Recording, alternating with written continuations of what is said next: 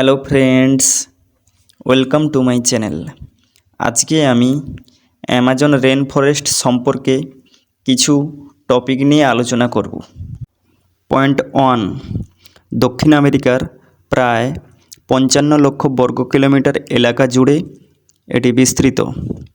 প্রায় 9টি দেশ মিলে এই ফরেস্টটি গঠিত হয়েছে।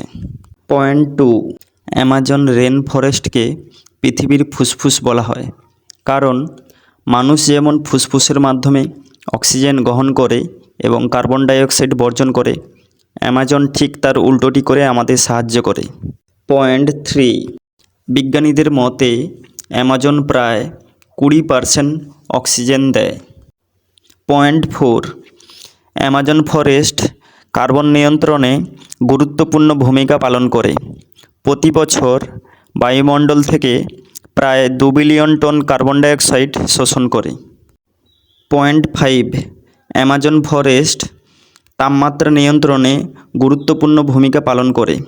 প্রায় পৃথিবীর তাপমাত্রা 1 থেকে 2 ডিগ্রি সেলসিয়াস কমাতে সাহায্য করে। পয়েন্ট 6, অ্যামাজন রেন ফরেস্ট বৃষ্টিপাত ঘটাতে সাহায্য করে। দক্ষিণ আমেরিকার প্রায় 70% জিডিপি অ্যামাজনের বৃষ্টির উপর নির্ভরশীল। পয়েন্ট 7, অ্যামাজন রেন ফরেস্ট এতটাই ঘন যে বনের উপরিভাগ থেকে মাটির স্তর পর্যন্ত সূর্যালোক পৌঁছতে 10 মিনিট সময় লাগে। পয়েন্ট 8, অ্যামাজন রেন ফরেস্টে প্রায় 400 থেকে 500টি আদিবাসী উপজাতির মানুষ বসবাস করে। এখানে প্রায় 16,000 প্রজাতির গাছপালা, 1300 প্রজাতির পাখি, 3,000 প্রজাতির মাছ ও 25 লাখ প্রজাতির পতঙ্গ দেখতে পাওয়া যায়।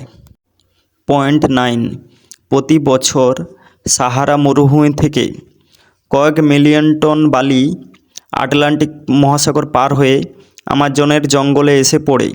এই বালিতে প্রচুর পরিমাণ ফসফরাস থাকে, যা আমাজনের জঙ্গলের মাটির পুষ্টি যোগাতে সাহায্য করে।